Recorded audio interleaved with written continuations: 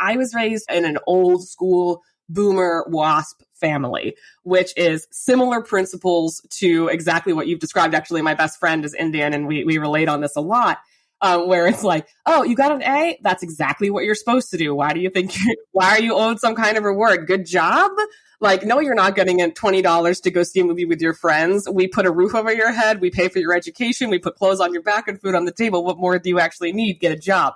And I did. I had a job from a very early age. And I think that, and it was, the millennial generations, the quote unquote snowflake, the participation trophies. My parents were really, really, really against that culture, that shift in culture. So like my mom would constantly tell me, like, the world does not care about you. We care about you, but the world does not care about you at all. So you have to be focused. You have to be good. You have to work hard for anything that you have, and the importance of education and all these things that you've described. I'm Srini Rao, and this is the Unmistakable Creative Podcast, where you get a window into the stories and insights of the most innovative and creative minds who've started movements, built thriving businesses, written best-selling books, and created insanely interesting art. For more, check out our 500-episode archive at unmistakablecreative.com. This episode of The Unmistakable Creative is supported by the Longtime Academy, a new podcast about how to be a good ancestor. It's a show about time and how we think about time. Short-term thinking can be really stressful, and some of us find it difficult to plan for tomorrow or next week, let alone next year or 10 years from now, and long-term thinking can help. If you've ever felt unproductive, exhausted, or worried about the future, or powerless to change the path our world is on, the Longtime Academy can help. You'll hear from people like Brian Eno, Celeste Headley, George the Poet, Roman Kurznerek, Jake Griffiths, and Adrienne Murray Brown, and learn how they embrace long-term thinking. The Longtime Academy is an audio documentary, but it also includes practical exercises designed to expand your sense of time and help you be a good ancestor. I got to check out an early episode of the Longtime Academy, and here's what I thought. Listening to the stories on the show causes you to reflect on the past, be more mindful about the present, and more deliberate about the future. So if you're sick of being overwhelmed by the day-to-day, always dwelling on the past, and always worried about what could go wrong in the future, listen to the Longtime Academy. Search for the Longtime Academy anywhere you listen to podcasts. We'll also include a link in the show notes. Life is short, time is long. The Longtime Academy. Hillary, welcome to the Unmistakable Creative. Thanks so much for taking the time to join us. Thank you so much for having me. I'm so excited to be here. Yeah, it is my pleasure to have you here. So as I was mentioning before we hit record, you are in a long line of people that Sarah Peck has referred, all who have been absolutely stellar. So no pressure at all. But the first question I want to start by asking is, what social group were you a part of in high school, and what impact did that end up having on the choices that you've made throughout your life and your career? Oh my God, yes. So I was lucky and unlucky. So I grew up in suburban South Florida, and I actually went to the same school for 14 years. So kindergarten all the way through 12th grade. And what happens when you go to the same school for 14 years is that everybody remembers like who peed their pants in pre-K and who did the embarrassing thing in second grade. So I was in one of those social groups I was not popular. I was also not in the total reject spot. I was kind of in this satellite group, and we were friends actually for the full kind of 14 years and just kind of orbited around doing our own thing. And what's actually been really cool is a number of the people from my high school life, I'm actually still really good friends with. Like I have a group of girls who I go travel with back when we could do that. I would travel with every year, and, everyone's married and like having kids now. So it's a little different, but it's actually been an incredible source of value in my life to have those consistent friends who've known you since you were like too awkward to put a sentence together, who saw you through your emo phase, who saw you through, your punk rock phase and watched you just turn into, a pretty standard issue, professional white woman down the line.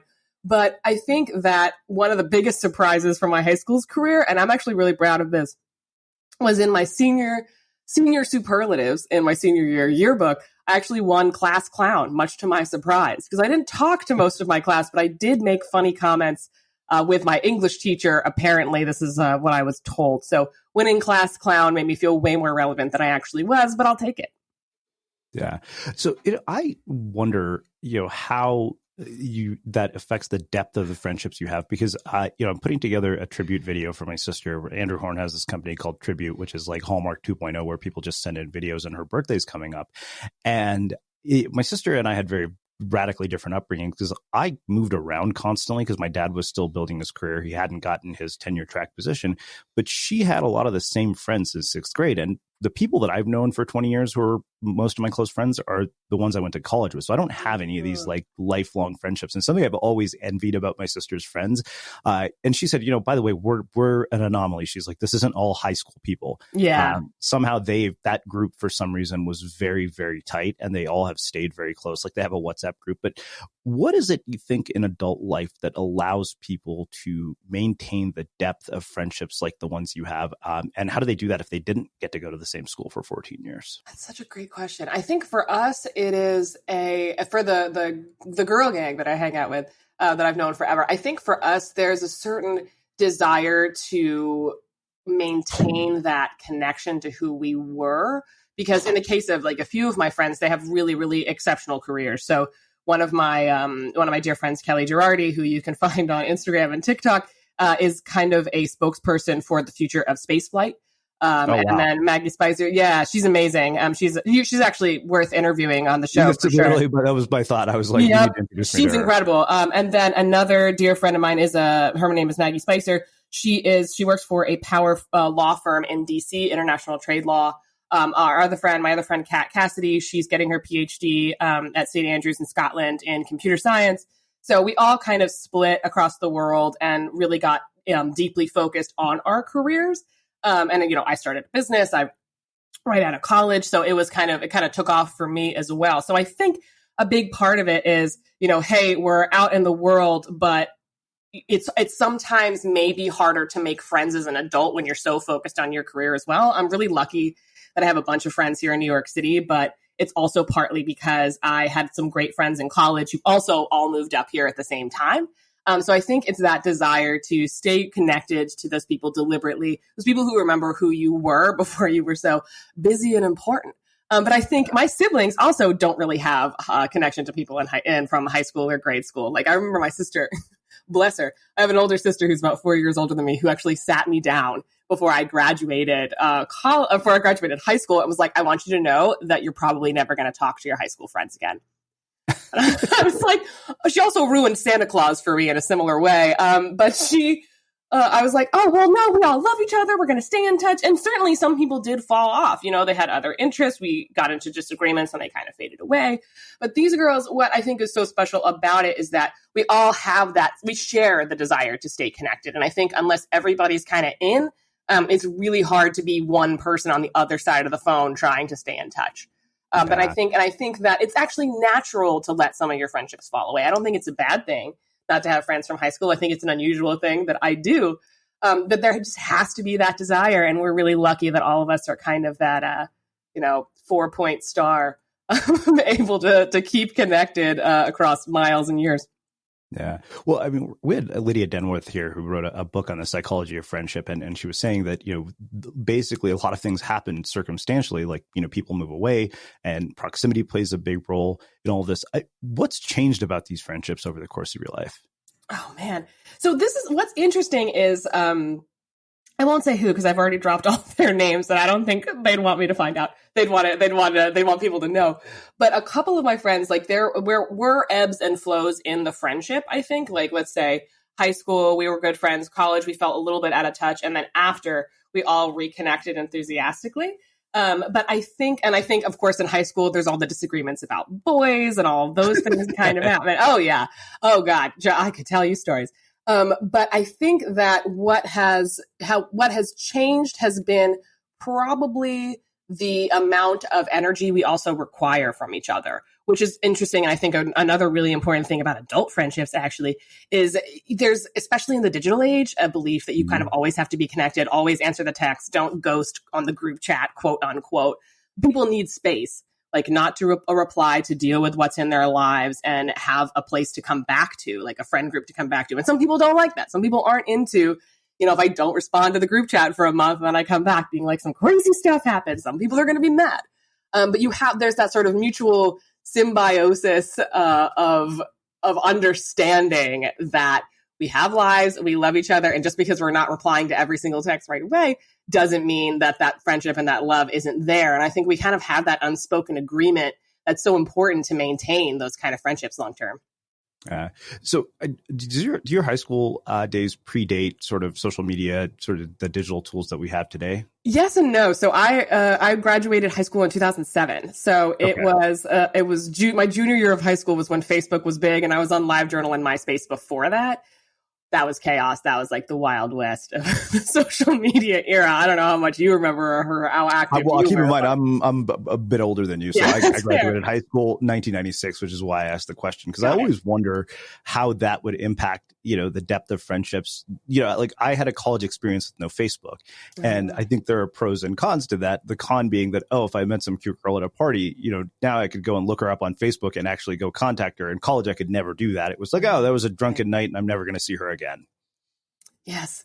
I think about that a lot, actually. I've been thinking about that in the context of, like, is it the ability to disappear has kind of vanished in the last 20 years? Because people can find you from Facebook. Exactly. People can find you from anywhere. Netflix. Yeah. I have no privacy anymore. I wasn't going to ask, but I was curious. But I think what was interesting is I experienced like the really early form of cyberbullying when I had LiveJournal in like my freshman year of high school. Like I had some mean girls hack into my email account and all of these things. So all this crazy stuff was happening, but it was so early, it didn't really have a name. So we kind of had to figure out how to deal with it. And I think one of the crazy things about having social media in college, aside from, being able to find someone at a party that you made out with and tried to never speak to again, and then gave it a shot and y'all realized you had nothing in common. I think the gossip stream was so powerful in college as well because of social media. And I don't know if anyone here is going to relate to this, but when I was in college, one of the craziest things wasn't actually necessarily social media. It was a platform called Juicy Campus, where gossip from the basically college campus life was posted forum style for everybody else to read. Oh yeah. And it was, I think the site was shut down because obvious reasons. But that was I just remember that was so interesting to me. I was like, is this social media getting out of control? But what my familiarity with it also allowed me to build a business via social media and the internet, basically as soon as I got out of college. So I gotta give props where props are due. Well, it's funny because like that kind of thing probably wouldn't have done so well. Because I went to a college with 40,000 undergrads. Berkeley just had such a massive student body. My sister went to Berkeley. Wow. Okay. Cool.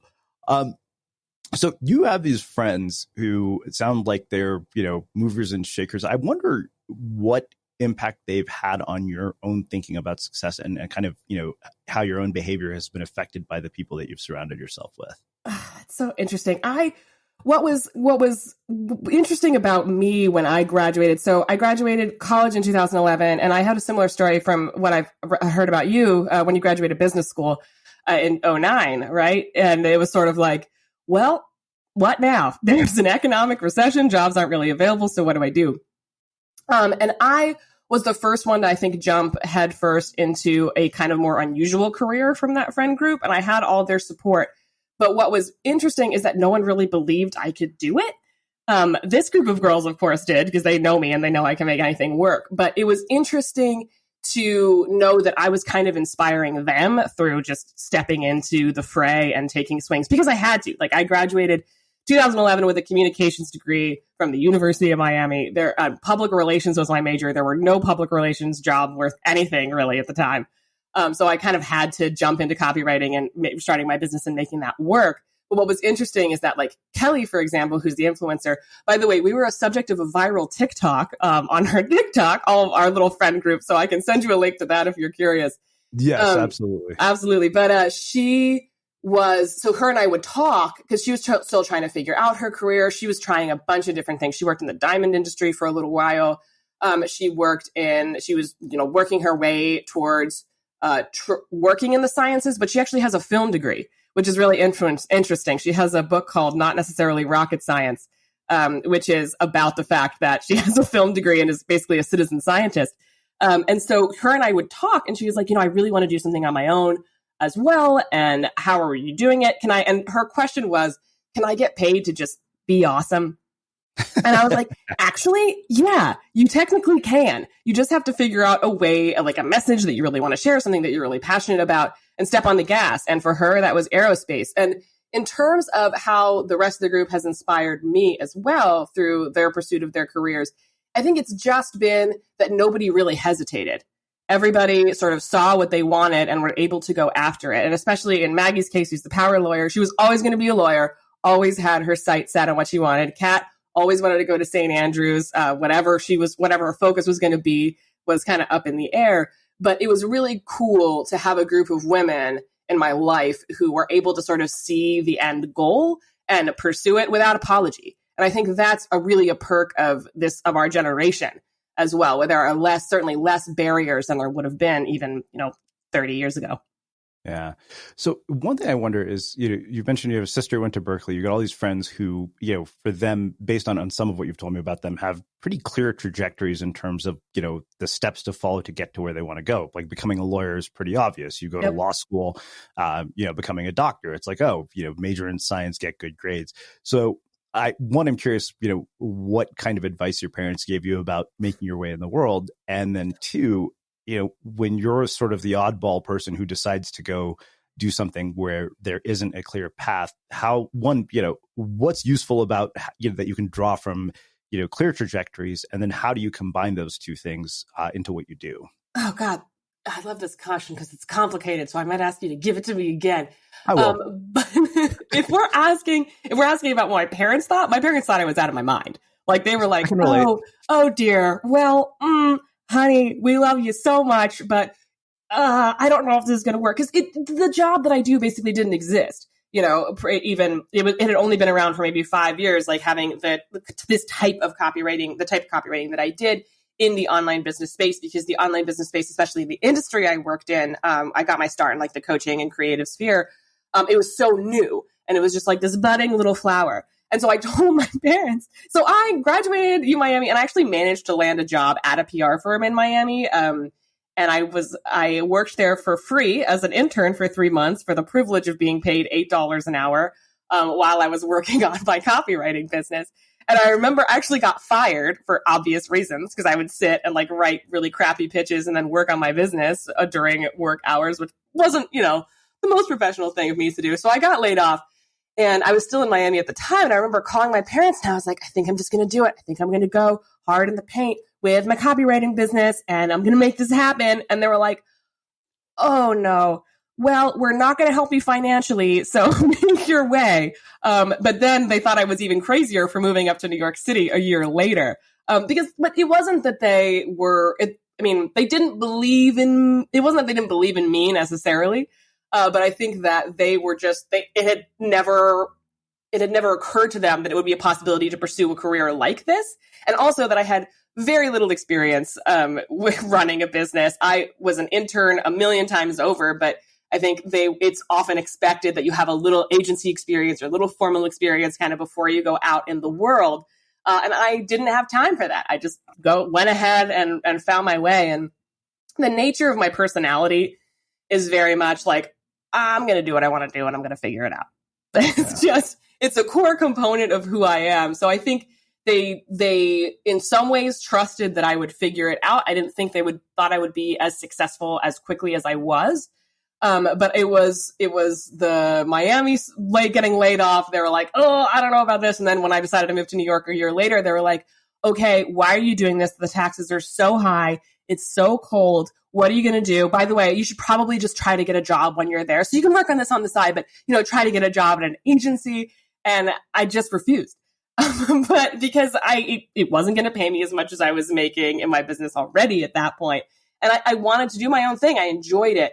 I enjoyed the challenge of figuring it out. And it was a time before you could throw a rock and hit a 6 steps to 6 figures business program. It was kind of before that wave of online courses teaching you how to make money online as a service provider.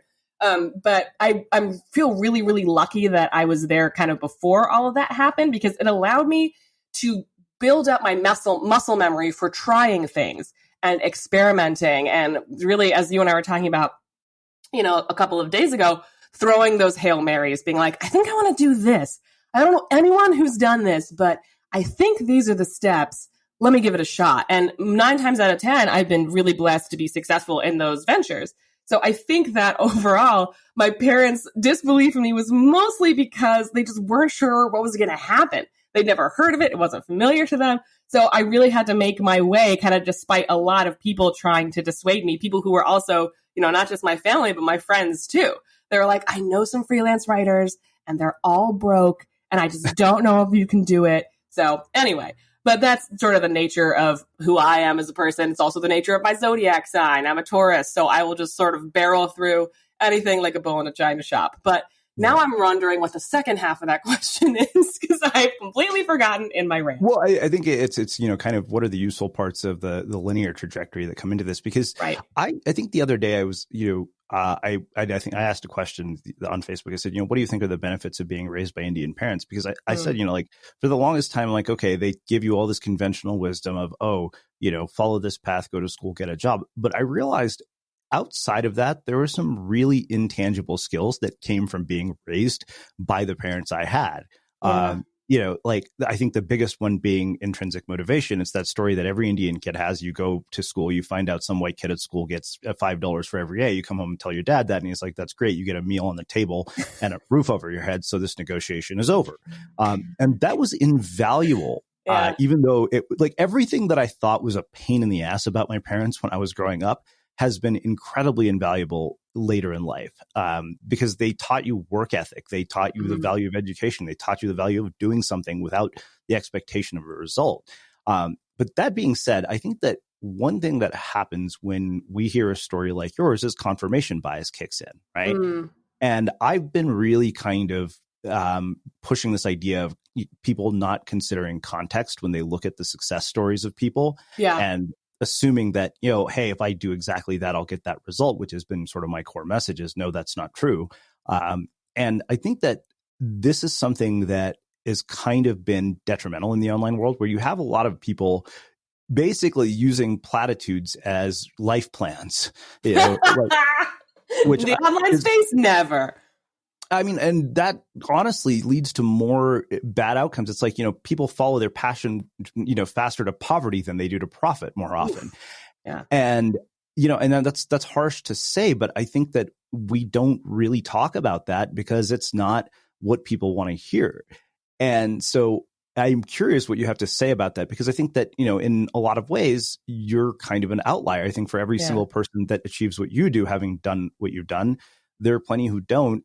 Reid Hoffman has that saying, building a startup is like jumping out of an airplane and building a parachute on the way down. And I was like, well, that's great if Reid Hoffman is the investor in your business. If not, you're going to plummet to your death. There's no parachute. Yeah. So I'm just curious, what your thought is on sort of these subtle nuances that get completely overlooked. I mean, hell, you're a copywriter. Your job is to convince people to do things. Because, I see this come, I'll give you the example that I always come back to. Somebody says, oh, everybody should start a podcast. I'm like, no, that's horrible advice. There's nothing that everybody should do. Yeah. I think that, so first of all, I retired from copywriting last year. I'm a creative director and positioning coach at this juncture. But I was a copywriter for 10 years and learned a lot about persuasion in that category. But it's so funny that you talk about your parents as well and the way you were raised, because I was raised in an old school boomer WASP family, which is similar principles to exactly what you've described. Actually, my best friend is Indian and we relate on this a lot. Where it's like, oh, you got an A? That's exactly what you're supposed to do. Why do you think, why are you owed some kind of reward? Good job? Like, no, you're not getting $20 to go see a movie with your friends. We put a roof over your head. We pay for your education. We put clothes on your back and food on the table. What more do you actually need? Get a job. And I did. I had a job from a very early age. And I think that, and it was the millennial generations, the quote unquote snowflake, the participation trophies. My parents were really, really, really against that culture, that shift in culture. So like my mom would constantly tell me, like, the world does not care about you. We care about you, but the world does not care about you at all. So you have to be focused. You have to be good. You have to work hard for anything that you have, and the importance of education and all these things that you've described. And what was really, really interesting to me, actually, so when I got my start, like just reflecting on this whole journey, it's been, 10 years now. When I got my start in copywriting, I was 21, 22 years old. And I knew I was the odd one out. I was one of the youngest people in my industry. I would hide my age a lot. People would be like, how old are you? And I'd be like, I'm 20. And I was excited to turn 30 for a decade because I was like, at last, people will take me seriously. But I got into the industry and I realized that I'm not the smartest. I don't know the most. I'm not the most strategic. I'm not the most experienced, but I will outwork anybody else. I will outwork any of my competitors. And that's what I did. And that was kind of my ethos. Like anything a client threw at me, I slammed all my deadlines. I would research the hell out of anything if I didn't know how to do it, and also be honest with my clients about it and make it work. And I worked and I worked and I worked. And I actually, it got me really far. Like I think I had my first 6-figure year when I was like 25 or something in my business. But what was also happening with that amount of work was that it also totally fried me. I worked 7 days a week, 6 days a week proudly. I was like, I'm doing it. This is the kind of work that it takes. And then of course you hit a tipping point where you burn out and you kind of look behind you and you're like, well, wait a minute. Maybe I don't actually have to work this hard. So rethinking that approach and that like Protestant work ethic, quote unquote, has been an interesting part of, my story the last few years. But I think about this so often, and I'm so glad you brought it up because I think that there's so much danger in telling my story and being like, I did it, you can do it too, because there's such a large range of factors that come into create you as a person, as a creative, as an entrepreneur, about your work ethic, about your ability to perform, about your integrity, so much of how we're raised and also the resources that we come with. Because I was raised with a lot of privilege. And I realized this, of course, in the last few years, unpacking all of that. And so I was never really in a position where if everything went belly up, then I was destitute and I would have had to go to a shelter. There was always the opportunity that if everything went belly up, I could go home and my parents would feed me, put a roof over my head. There was always that opportunity. So while, of course, I don't want to totally take away the story of people who are in my position, because did it take a lot of hard work and courage and testing and awkwardness and embarrassment and sudden breakthroughs? Hell yeah, it did. But also, I think it's so important for us to recognize where we come from and what our privilege and the way we were raised has allowed us to do and the risks it's allowed us to take. And I talk to my clients about this. So I do positioning coaching where I work with business owners to really define their position in the market so they can create their content around it, their offers, all of these really amazing things. But I'm also really always listening to what they're coming to me with. And I refuse to tell a lot of my clients like, oh, that's just mindset. I think that there's so much dangerous about that attitude because people are coming as the sum of their own experiences and the way they were raised. And also, if they lack that level of security, if there's no home to go to, if there's, maybe they're short on savings right now and really trying to make it work, you have to be conscientious and having that attitude that like, well, I can do it. You can do it too. Gary Vee tells you can. There's just going to be so much. It's going to be so much harder than if you were to sit down and actually recognize what's going on, what's the context, and then building from there. So I think it's really important as entrepreneurs and people with these stories to kind of look at, all right, where do we come from and what allowed us to have this ability to be courageous and take these risks? So I love that you brought that up. Even though my family's filled with amazing cooks, me being in the kitchen is basically a fire hazard waiting to happen, but I still want to eat healthy. And if you want to eat healthier and feel your best, then listen up. This is hands down one of the easiest ways. I've been drinking something called Cachava as my breakfast to fuel my day. And it keeps me full for hours, and it takes less than a minute to make, which is pretty awesome. So what is it?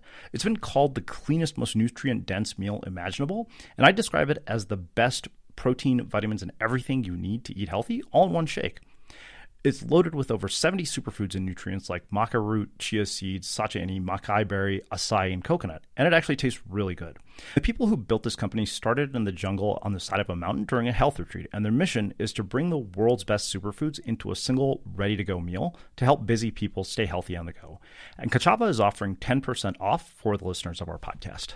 Just go to kachava.com/creative. Again, that's Cachava, KACHAVA.com/creative for 10% off. Yeah, I mean, I think no doubt. I mean, I'm kind of in a similar position, the son of a college professor. My parents let me live at home for 8 years while I was doing this. So they would have kicked me out after 8 years. Yeah, mine let me be. stay well into my late 30s. It was kind of ridiculous. So, yeah, I think there was a point at which they were like, okay, I think it was right around 2015. I remember when I moved back home a second time, my business partner at the time said, just tell them that if you don't get it together within a year, you'll start looking for a job. He's like, because they just need to hear that. He said, they'll leave you alone for a year. And I think 2 months later, I got my book deal. So I think after that, they're like, okay, never mind. This is serious. But no, I appreciate the candor here, because I think that there is a real danger in sort of the message of, oh, anybody can do anything. And then, you get people spending money on these $10,000 coaching programs, believing a bunch of bullshit and ending up, in situations they really can't get themselves out of. I think, I think I put a piece yesterday on Facebook saying, don't ever make a major life decision based on a peak experience. And so often that is what ends up happening in these situations. Why Burning Man ruins lives. Well, let's do this. Kind of. Go on. Let's trust me. The amount of stuff I have to say about new age bullshit would piss off so many people. It's ridiculous. Let's do this. I want to shift gears, and I want to start talking about what I had mentioned to you that I caught my attention on your website, which was this idea of turning brazen ideas into practical concepts that captivate the world. Because that just got me right away. I was like, oh, wow, and I'm a weirdo who always wants mental models for things. So I'm guessing there has to be some semblance of a mental model for how that actually happens. Yep. So there's a couple, all right, there's a couple things I have to say about this. So first of all, I think that a lot of what I do in creative direction and positioning in my positioning work is taking entrepreneurs and creatives through the process of self-reflection deep enough that they can realize not just what they do so well, but why, and what sort of from their life, from their value system, from everything that they have done and seen in their life, what they're bringing to the table that makes their point of view so unique. Because there's that saying, right? Your business is what you do. Your brand is who you are.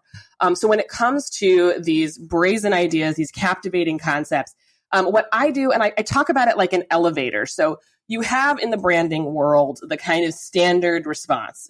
Let's say we're talking to the run-of-the-mill business coach. Like, I help my clients align with their values and create really cool stuff and find their voice and show up more online.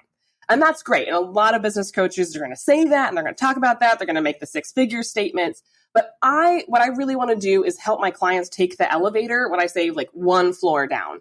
So it's like, okay, you want to do this for, help these clients find their voice and create more stuff online. But why is that? Why is it so important to you? What are you coming to the table with that you do so uniquely well that nobody else does? And how do we build from that? And so when I talk about brazen ideas that turn into concepts that captivate the planet, I really help them dig under the layers to figure out what is so exceptional about them. And part of that journey is not just exploring what they do for who, how, and why, but also what do they love about their industry and what do they hate about it? What are they counteracting with their work that they believe in or don't believe in? What is something that a client says to them that they're like, oh God, if I never hear that advice ever again in my life, it will be way too soon. And similarly, what are they nerding out about? So sort of forcing them to examine what is the core idea that's informing everything that they do. And part of how we do that is, of course, we talk about what they do, what their specialty is and their audience and all of those typical things. But we also talk about the framework. And I actually walk them through an exercise where it's like, let's say you're a copywriter and you take your clients through a series of steps, right? But what are those steps? And most importantly, why are you doing them? Because often when you're at a point where you're ready to do creative direction, rebrand, positioning work, you know that there's something you do so well that no one else does, but you cannot put your finger on what it is. And so doing that exercise of looking not only at what you're doing, but the reasons why allows you to dig to find that gold nugget of a concept and an idea that you can then turn into a signature framework, turn into workshops, turn into programs, courses, keynotes, whatever it is. And what's incredible is that every single person has this golden thread within them. And it's such a joy to help people dig out. It's a point of view, a perspective, a philosophy, a way of doing things that is just so powerful and unmistakable. It makes them a magnet for their perfect people. Yeah. Wow. You're speaking my language. I mean, so much of what you've said is a lot of what I've echoed in my own books. There's one thing that I want to ask you about. You brought up this idea of what somebody does so exceptionally well that nobody else could do it but them. I mean, that literally was the core ethos of Unmistakable. But where that came from, I think, as I was talking to you, I think when we were chatting on Facebook, was where I developed this thesis around this was every time because even we started out interviewing bloggers about how they built their blogs, and eventually that got really boring. And I was really fortunate enough to have a mentor who said, trust me, this is about to turn into a gigantic circle jerk. He said, you need to rebrand the show and change direction, which we did. And it became much more about, interesting stories, which expanded the range of possibilities for who we could have as guests. But what prompted that whole thing was every time I saw people online, and I saw it in myself and I saw it in a lot of other people, is that they would look at what some other person had done, some person who was more successful, and say, okay, this person has a map and I can copy the map and I'm going to end up, with the same results. And of course they didn't. And I remember asking Laura Belgray about this. And I said, you're Marie's copywriter. And I feel like every time I see people come out of B school, so often those businesses are so similar that you can't even tell what each person does. Another friend of mine sent me a list of 10 potential guests, many of who were clients. And I put up all their websites right next to each other, in tabs. And I turned them all down. I was like, I can't tell what any of these people do. And this is really confusing to me. But, how do you break people out of that sort of, bias towards authority? Ooh, that's a good question. So I think that, so you and I actually, I do want to make the point that I'd made when you were talking, is I think that imitation is a really reasonable starting point, especially when you're trying something brand new. When you're going into business, of course, you're going to look at who's the most successful and see if you can sort of mimic what they've done and follow their path. But that's also where a lot of people get frustrated. They get bored because they're wearing sort of an outfit that's not made for them. Right? They're looking at somebody's business that they've spent years building and trying to mimic that process, but they have no idea what else goes into creating that business and why they do things a certain way and why they sound a certain way. But when it comes to breaking sort of my clients out of that and sort of helping people see that they have something unique to bring to the table, so often it's as simple as a matter of confidence. As somebody standing in front of them, holding up the mirror and saying, oh my God, look at what you can do. And this is not on your website. This is not anywhere. Why aren't you talking about this? And I talk about it again, like the elevator, one floor deeper. I think that people also get tied up in knots about what's going to make them look professional, what's going to help them fit in. We all want to belong. We are a herd species and a tribal people. We all desire that sense of belonging. And also there's such a massive vulnerability in being like, okay, I do this really well, and this is who I am, and this is exactly how I want to come across. And unfortunately, or fortunately for me, I've always had a Godzilla of a personality, so I didn't really have an option. I just sort of came out of the womb and I was like, I'm here going, I'm going to do it my way.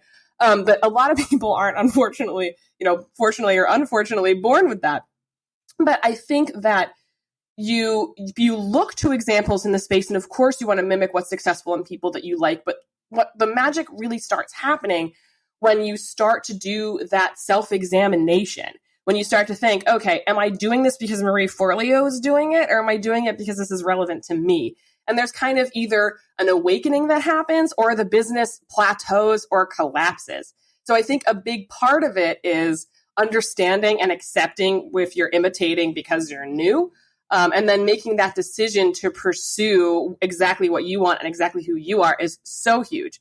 But then we also, of course, have that category of people who think they figured it out, and then they all sound like, because they've decided to have sassy copy, they feel like they have more personality now. So I think there are some, you can get caught up in the superficial nature of it if you're not willing to do the deep work. So there certainly are layers to this where you start sounding like super professional, and then you realize you can do funny copy and funny branding. So you do that, but you're imitating, Laura Belgray. And then only then can you look around and realize, wait a minute, this isn't necessarily me. I'm exhausted trying to play this character. So how do I dive in to figure out who I really am and what I really want? Yeah, I mean, I remember one of my friends, when there was a time when there used to be this thing called Blog World. I think it was in 2009. And he told me, he said, your rebrand was basically a fuck you to that entire system. I was like, yeah, maybe. He said, you basically just turned your back on all of it. And, I realized, I was like, I don't want to talk about this stuff. Like, I have no interest in online marketing. I'm like, yeah, it's necessary to do what we do to some degree, but it's not what I want to create. Yep.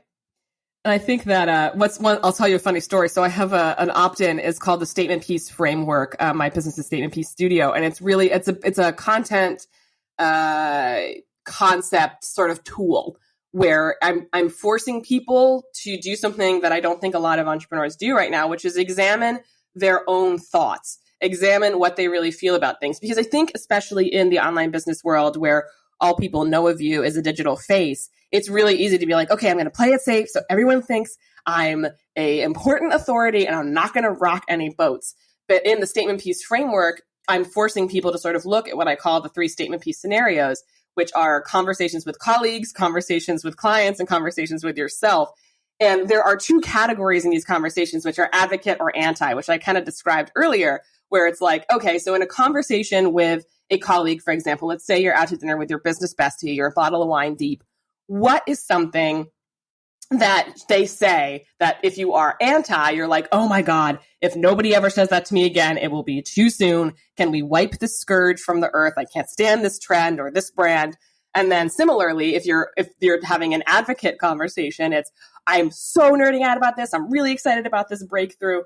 And so we have those anti and advocate sort of points of view in the tool that people can use. And what was really funny is I had a bunch of, especially women, come to me up at conferences, replying to my emails, telling me like, hey, so I had the statement piece framework and I don't know how to tell you this, but I'm way more anti than advocate. I feel like I have a lot of, I thought about what I was mad about and I was just writing. And it was like something unlocked in my head. And I was like, yeah, that's part of examining your own ideas. What you don't like is often a much more valuable point to start at than what you do or what you think is cool. So it's been really interesting. I actually also have a workshop called Start With Nah, the best personal brand strategy you're not using. So I'm 100% with you there. But it's really, really interesting that especially as women, because we're, socialized to appease, to be kind, and to sort of be accepting and not really rock the boat, watching so many of these business owners dig into and start noticing their own thoughts and realizing that they're valuable for content and are going to help them come up with more original ideas, but also seeing them examine, what don't I like? And why am I so much more excited to talk about what I'm frustrated about or don't approve of than what's generally okay in the industry? So it's interesting to see people kind of have that aha. Yeah. Well, it's funny because it makes me think of 2 things that both who happen to be women who said to me on the show. The first was Tara McMullen, who said, there's great creative potential in the things that make you angry. And Justine Musk said, if you have a bold and compelling point of view, it's going to piss people off. Yep. And I think that once I was okay with that, that was when I realized, okay, the most resonant content is inevitably going to polarize people. Yeah. When I look at the stuff that has been the most popular, some people absolutely fucking hate it and some people love it. And like, I literally have had my work called 2 things: a gift to the world and a disservice to humanity. Nice. That's how you know you're doing something right. Well, the thing is, people are so terrified of being able to do that. I mean, you mentioned, women in particular, have been socialized to, be nice, be kind, appeasing, whatever. But 2 things come from this. One, the reason this is fresh on my mind is, one thing that I've seen in my own readers that comes up over and over again is they think that they lack creative confidence. And I wonder, how do people build the confidence to have an opinion that pisses people off, and realize that, that's just going to be part of doing this. Like, I realize you just cannot create something that is going to be resonant with an audience if you're not willing to alienate people. Yeah, I think it's also the gravity of displeasing people on the internet is not what we think it is or necessarily what we let it be as well. So when we think about that creative confidence, that willingness to go and say, the unpopular thing or something that is going to piss people off, I kind of built my content strategy around that for a really long time. And I think that for a lot of my clients, I explained, 1, it's a reps thing. You just have to start doing it. And when you realize one or two comments that disagree with you aren't going to kill you, you have a lot more confidence to move forward. But I think it's also a matter of checking in with yourself about how much conviction you have about your own ideas. If you really believe in something, if you really believe what you're saying, you should be okay with people disagreeing with you. And I think that a big part of what gets people scared about putting out polarizing content is that they're going to be ashamed. They're going to feel that awkwardness. They're going to have that sinking feeling in the pit of their stomach. But most of the time, that's not going to kill you, A. And B, when you're really confident and believe in what you're saying, when you've taken time to develop the idea and really understand it, you're able to kind of roll with disagreement a little more because hopefully you've had your head in that spot where that commenter is and you know where they're coming from. But it's also really important when you're writing about polarizing ideas, I think, to also focus on empathy as well. So I always tell my clients, if you're going to write something polarizing, if you're going to talk about the other side, it's really not helpful to attack an individual. What you do is attack a system and a way of thinking, but you also acknowledge that you understand why people think that way. And that actually helps to, first of all, address any negative feedback you might get, make you more comfortable because you've been kind and empathetic, or as kind as you can be, and kind of, again, helps you hold that idea up to the light, examine it from all angles so that you believe what you're saying. So if you get that pushback, you're ready for it and you're comfortable accepting it. Yeah. Well, I mean, after the whole Netflix thing, I ended up writing this Medium article titled The South Asian Arms Race for Impressive Biodata. And I made it very sure to make sure that I didn't just, paint the negative side of growing up in an Indian community. I said, look, there are a lot of positives to this as well, as we talked about earlier. And I made sure to highlight that because I was like, I don't want people to be like, oh, this is just Srini pissed off about his culture. But, I think there's a difference between being polarizing and being an asshole. And Yep. I think that this is something I've wondered, and maybe you can answer for me. I had this guy here, Stephen Goldstein, who basically worked with, Oprah, worked with a number of politicians. He wrote a book called The Turn On, How the Most Powerful People from Washington to Wall Street to Hollywood Make Us Like Them. Mm-hmm. And one thing that I realized just in the wake of Netflix and sort of, having more and more of a public presence is as you become more and more known in the public eye, your actions are no longer just a reflection on you. They're a reflection on a lot of other people. Like for me, it's investors, editors, agents. And the thing I wonder is, how do you maintain that idea of being polarizing without going over the line? Because, I've seen people like, oh, I'm just being opinionated. I'm like, no, you're not being self-aware. There's a difference here. And so where's that balance between pushing it too far and being self-aware enough to realize that, okay, wait a minute, this might not be appropriate for public consumption?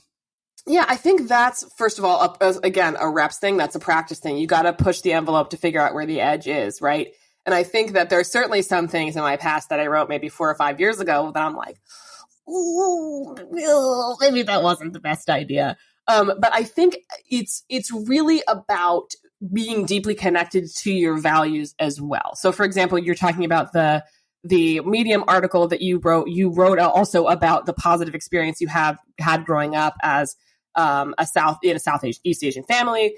And I think that what is really important there is that if you have that consistency of approaching things with empathy, of trying to say not like, this is wrong because I say so, go to hell. But you want to explain you want to be able to approach with empathy these ideas, to see the other side and have that self-awareness. If you consistently come from that angle, most of the time you're going to be okay. But where you run into challenges, of course, is if you have people behind you, as you say, who, if you make one gaffe, if the whole house of cards collapses. But that's also a matter of, what is your brand? Like, I often find that kind of stuff happens when something totally inconsistent with the overall brand just comes out of left field. Like if, for example, I don't know the politics of your following, but let's say you have an influencer who's all about female empowerment, and then you find out they're a Trump supporter and a really loud one at that, and really into, all the things that have been going on in the last 4 years. I think that that's a surprise that can create huge waves. But if you are, again, if you are a wellness influencer who decides to write, for example, like my coach did, write a big book about anti-diet culture and what's wrong with the wellness industry from that place of not just compassion, but about what's possible to do instead, because she has that expertise and that knowledge. I think that doesn't come quite as out of left field. And that's polarizing content that can actually help people. So I think the bigger and bigger you get, the more and more important it is to stay connected to your values, even if those change. Because if you're consistent with what you're polarizing about, if you're consistent with the way you see things and talk about things, it becomes less of a, oh my God, I can't believe he said that. And more of a, well, there's Srini. Yep, that's what he does. All right, cool. This was interesting. I like that he makes me think. Yeah. Well, no, I mean, even, with Netflix thing, somebody said they saw a conversation with a matchmaker and they're like, dude, you did exactly what you do. You interviewed her. You didn't answer any of her damn questions. I'm like, trust me. I'm like, I understood one thing after reading the 48 Laws of Power. I was like, the person who asked the questions is the one who's going to control the conversation. Is that why you like being a podcast host so much? Well, I actually don't like doing interviews for that reason, because I know that I talk too much and I'll say something stupid. There's always that risk. And if it's on brand, you're going to be okay. Yeah, no, I mean, I definitely, people will ask, but I've noticed that when I am interviewed nowadays, I tend to be extremely opinionated about the things I believe. Yeah. Hey, as you should be. I think also we're in a really interesting time where there's so much content and there's so much stuff that people are putting out and so many conversations happening at any given time. It's also possible that there's so much noise going on. People don't even have the time to get really irritated about what she said. So that's a small comfort to me too. Yeah, I mean, I think people forget that it's like something that is like the talk of the town this week is going to be an afterthought by next week. Yeah, and I tell this to my clients too, and it's discouraging from the outset, but it's a help to me. Nobody thinks about you as much as you think about yourself. Yeah, that's a good point. So as far as your clients go, what have you seen as patterns between, and differences between the ones who do really well versus the ones who don't? Mm-hmm. It's a commitment and a willingness to focus on one thing at a time.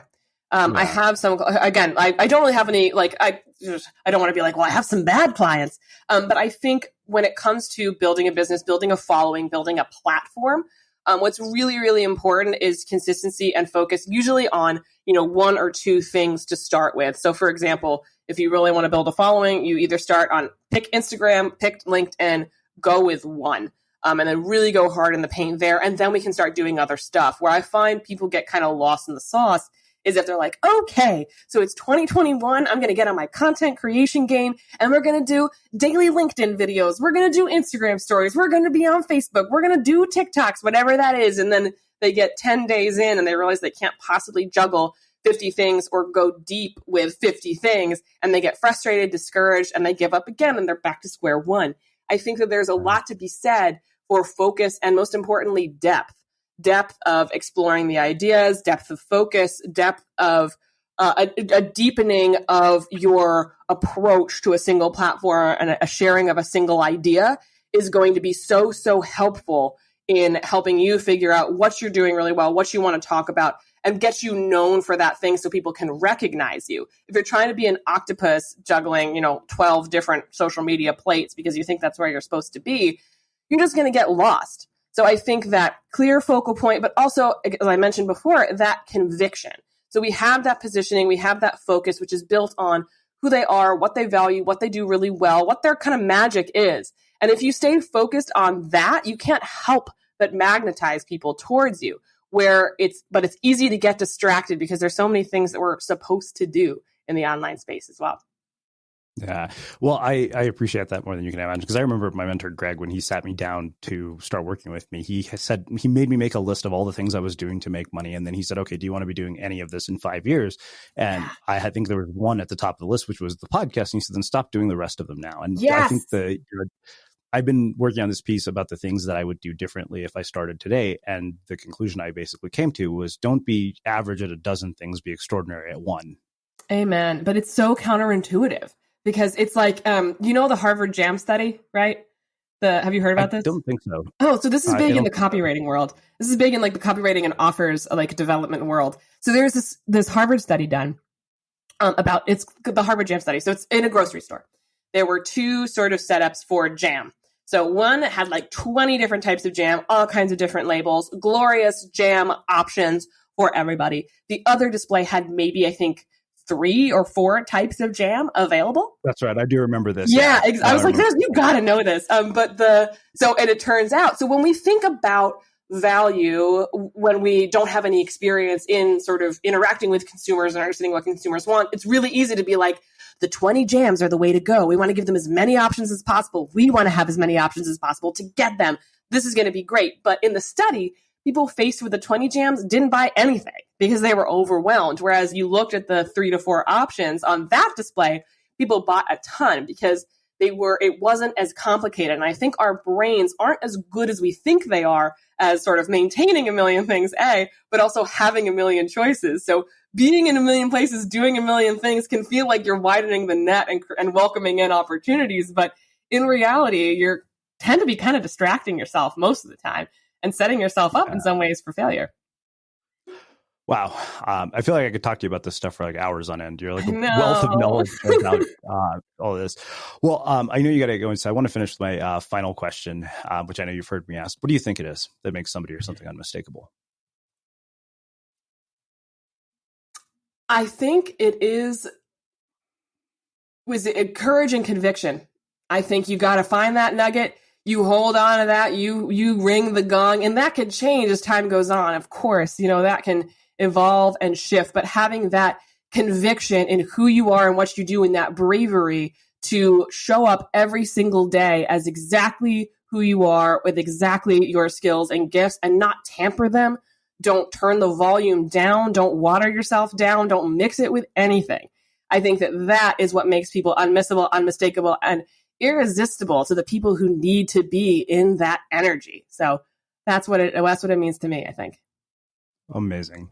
I can't thank you enough for taking the time to join us and sharing your story and insights with us. Where can people find out about you, your work, and everything that you're up to? Oh, this is where I can use my radio voice. Okay. So you can learn more about me on my website, HillaryWeiss.com. That's HILLARYWEISS.com. You can also find me on Instagram at handle HC as in cookie, HC Weiss, which are my initials. You can find me on Twitter, Talkin' Smack at the same handle. And if you reach out to me on Facebook, I will be Hillary Weiss Presley, which is my married name. But I would love, love, love to hear what all of you think of this episode. If you want to DM me with your biggest takeaways on any of those platforms, I would love to chit chat with you. And Shruti, this has been an absolute honor, a pleasure, and a privilege. Thank you so much for having me. Absolutely. And for everybody listening, we will wrap the show with that. Thank you for listening to this episode of the Unmistakable Creative Podcast. While you were listening, were there any moments you found fascinating, inspiring, instructive, maybe even heartwarming? Can you think of anyone, a friend or a family member who would appreciate this moment? If so, take a second and share today's episode with that one person, because good ideas and messages are meant to be shared.